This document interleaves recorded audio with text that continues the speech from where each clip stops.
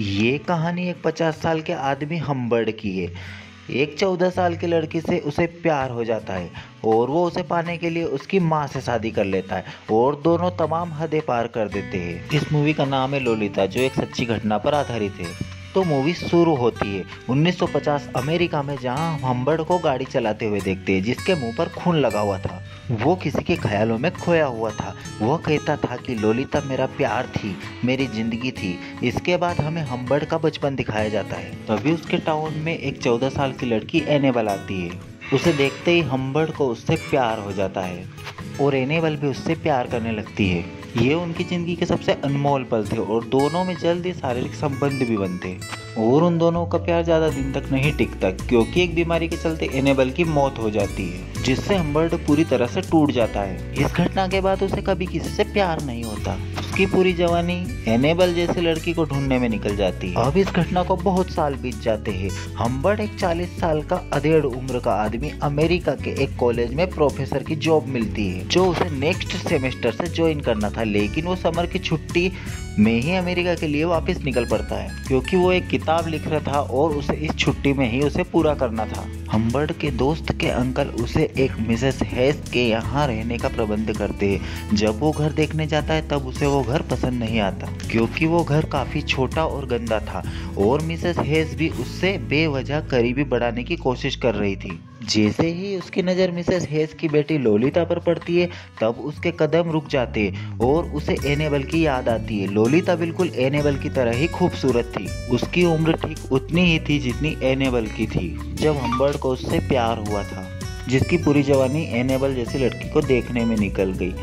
जब वो उसकी स्माइल देखता है तब उसके पैरों तले से जमीन खिसक जाती है और उसका दिल खुश हो जाता है। उसे वो घर पसंद नहीं था, फिर भी वो वहाँ रहने के लिए मान जाता है। हम्बर्ड वहाँ एक छोटे से कमरे में रहकर अपनी अधूरी किताब को पूरी करने की कोशिश करता है। उसे लोलिता में एनेबल दिखाई दे रही थी। वह छुप छुप कर उसे देखने लगता है। हालांकि लोलिता की उम्र सिर्फ 14 साल थी, लेकिन वो अपनी उम्र से काफी ज्यादा समझदार थी। लोलिता को पता था कि हम्बर्ड उसे पसंद करता है, इसलिए वो जानबूझकर उससे पास जाती थी और उसकी गोदी में बैठती थी और उसे फ्लर्ट करती थी। इस तरफ मिसेस हेस हम्बर्ड को देखकर उस पर फिदा हो जाती और मन ही मन उससे शादी करने के सपने देखने लगती है। अगले दिन जब हम्बर्ड उसके साथ घूम रहा था, तब मिसेस हेस बताती है कि वो लोलिता को एक समर कैंप में भेजने वाली है। लोलिता जाने के लिए तैयार नहीं थी, लेकिन उसकी मां नहीं सुनती है। जिस दिन लोलिता जा रही थी उस दिन हम्बर्ड उठने में लेट हो गया और उसे खिड़की में से देखता है। लोलिता भी उसे देख लेती है। लोलिता गाड़ी से उतरकर भाग के घर के अंदर आती है और वो कूद के उसके ऊपर चढ़ जाती है और उसे किस करने लगती है। हम्बर्ड के दिल की धड़कन मानो जैसे थम सी गई हो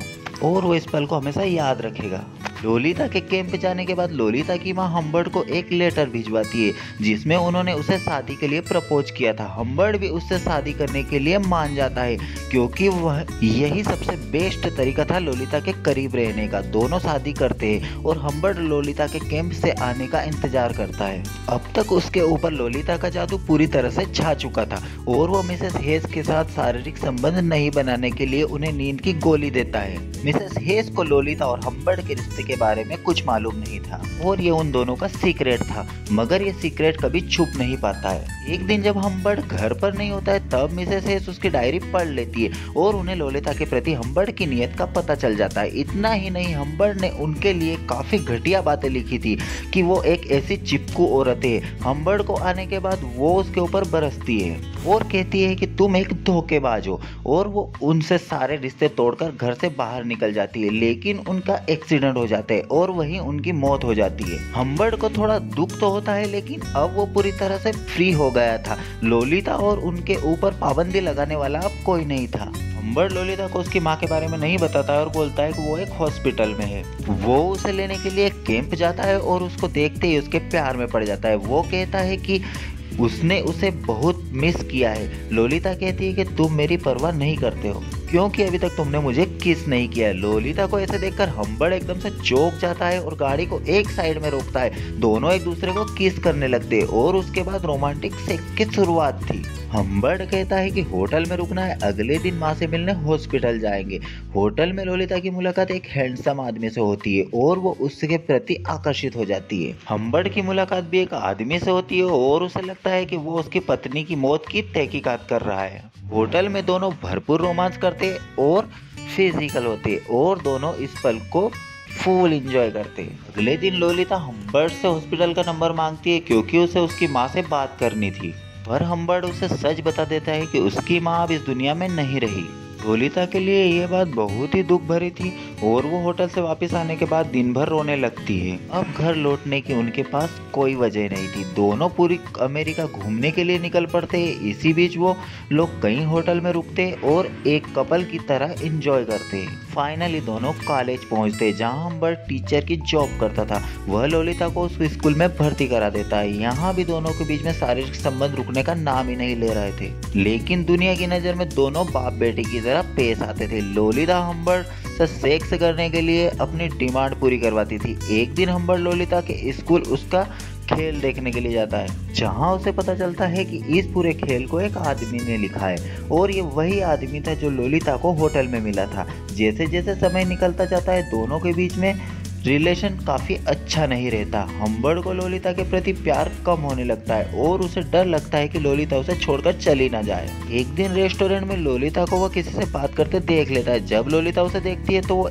जल्दी से फ़ोन काट देती है और अजीब हरकत करने लगती है, मानो जैसे वो कुछ छिपा रही है। और इसके पहले कि उन दोनों के रिलेशन खराब हो, हम्बर्ट उसे एक टूर पर जाने का ऑफर देता है, लेकिन इस बार लोलिता को तय करना था कि वो कहाँ जाएंगे। रास्ते में हम्बर्ट को लगने लगता है कि कोई उनका पीछा कर रहा है और शायद ये वही था जो होटल में मिला था।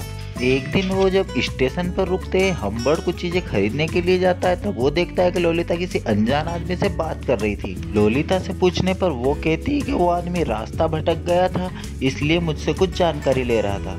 हम्बर्ट को लगता है कि कोई और नहीं, वो वही होगा जो अपना पीछा कर रहा था। आगे भी हम्बर्ट को यही लगता है कि कोई गाड़ी बदल बदल कर उनका पीछा कर रहा है। जब वो एक होटल में रुकते तब हम्बर्ट कुछ खरीदने के लिए बाहर जाता है और जब वो वापस आता है लोलिता थोड़ी अजीब सी लगती है। उसके पैर गंदे थे, बाल बिखरे हुए थे और लिपस्टिक मसला हुआ था। हम्बर्ट को लगता है कि हो ना हो उसके जाने के बाद कोई ना कोई यहाँ पर आया था, पर लोलिता कहती है कि यहाँ कोई नहीं आया था। वह थोड़ी देर बाहर गई थी कि तुम आए कि नहीं आई, बस यह देखने के लिए। लेकिन उसकी बिगड़ी हुई लिपस्टिक देखकर हम्बर्ट बहुत बेचैन हो जाता है।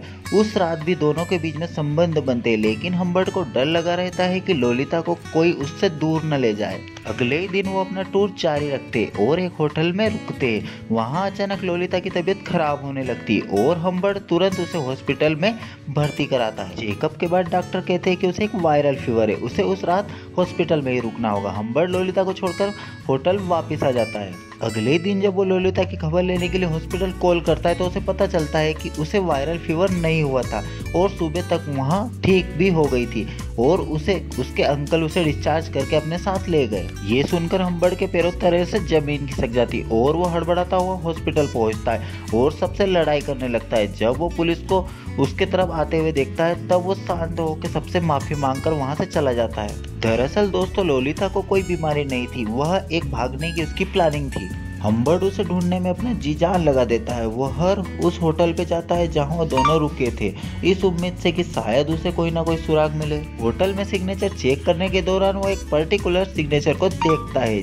जिस होटल में वो रुके थे वो आदमी भी वहां पर रुका हुआ था। वो उसे बहुत ढूंढने की कोशिश करता है, मगर उसे लगता है कि मेरे अलावा भी लोलिता का कोई और आशिक होगा। लेकिन फिर वो अपने आप को समझाता है और सोचता है कि मेरे जैसा प्यार लोलिता से कोई कर ही नहीं सकता। देखते ही देखते 3 साल बीत जाते और एक दिन अचानक से उसे लोलिता का एक लेटर मिलता है जिसमें लिखा था कि उसने शादी कर ली है और अभी वो प्रेग्नेंट है, लेकिन उनकी स्थिति कुछ ठीक नहीं है। हम्बर्ट तुरंत लेटर पर लिखे एड्रेस पर जाता है और 3 साल के बाद लोलिता से मिलता है। लोलिता विचार नाम के एक आदमी से शादी कर लेती है और वह प्रेग्नेंट थी, लेकिन 3 साल बाद भी हम्बर्ट जानना चाहता था कि वह कौन आदमी था जो लोलिता को उससे दूर ले गया था।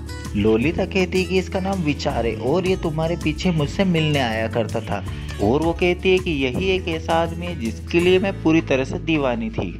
ये सुनकर हम्बर्ट का दिल पूरी तरह से टूट जाता है। लोलिता कहती कि जब मैं पहली बार उसके घर गई थी तो उसे पता चला था कि वो पोर्न इंडस्ट्री चलाता है और उसे मेरे जैसी लड़कियां काफ़ी पसंद है, लेकिन लोलिता किसी और लड़के के साथ सेक्स नहीं करना चाहती थी, उसे बस उसी के साथ ही करना था। ये सुनकर क्लियर उसे वहाँ से निकाल देता है। हम्बर्ट को उसके ऊपर तरस आता है कि अब वह अपनी ज़िंदगी गरीबी में जी रही थी। वो उसे अपने साथ चलने के लिए बोलता है, लेकिन लोलिता मना कर देती है। वो बोलती है कि वो उसके साथ और कहीं नहीं जाना चाहती, इससे अच्छा तो वो क्लियर के साथ ही चली जाएगी। ये सुनकर हम्बर्ट को बहुत दुख होता है और आखिरी बार के लिए उसे जी भर के देखता है। वो उसे कुछ पैसे देता है और उसके साथ आज तक जो भी किया उसके लिए माफ़ी मांगता है और वो वहाँ से चला जाता है। इसके बाद वो सीधा क्लियर को मारने के लिए सीधा उसके घर की तरफ निकलता है, क्योंकि जिस लड़की को उसने अपनी जान से भी ज़्यादा प्यार किया था, क्लियर ने उसे उससे छीन लिया था। हम्बर्ट उससे लोलिता के बारे में पूछता है, लेकिन उसे कुछ याद ही नहीं रहता। ना तो उसे हम्बर्ट याद है, ना ही लोलिता याद है। वो कई लड़कियों के साथ ऐसा कर चुका था। पहले वो लड़कियों का पीछा करता है, फिर उन्हें प्ले में काम करने का लालच देता है और फिर उन्हें यूज़ करके छोड़ देता है। जरूरी नहीं कि वो सबको याद रखे, मतलब बहनचोद गुनाह करने के बाद भी सब कुछ भूल चुका था। हम्बर्ट लोलिता के बारे में उसे याद दिलाता है और बोलता है कि वो उसे सजा देने आया। अब क्लियर को थोड़ा थोड़ा याद आता है और वो कहता है कि उसने उसके साथ ज़बरदस्ती की थी, क्योंकि वह किसी भी लड़की के साथ कुछ नहीं कर सकता है, क्योंकि वो इम्पोर्टेंट है और लोलिता अपनी मर्जी से यहाँ आई थी। और जब उसे यहाँ काम अच्छा नहीं लगा तो वो अपनी मर्जी से यहाँ से चली गई थी। फिर क्लेयर अपनी जान बचाने के लिए हम्बर्ट को सुंदर लड़कियाँ का ऑफर करता है। जहाँ सुंदर लड़कियाँ मिलेगी, ये सुनकर हम्बर्ट उसके ऊपर ज़्यादा गुस्सा हो जाता है और उसे गोली मार देता है, क्योंकि वो लोलिता से सच्चा प्यार करता था। और मूवी पहले सीन में आ जाती है, जहां हम्बर्ट गाड़ी चलाते हुए लोलिता के ख्यालों में खोया हुआ था। क्लेयर के मर्डर के जुर्म में पुलिस उसे पकड़ने उसके पीछे पड़ी हुई थी, लेकिन वो भागने की भी कोशिश नहीं करता। अब उसे अपनी जिंदगी की कोई परवाह नहीं थी, क्योंकि जिस लड़की की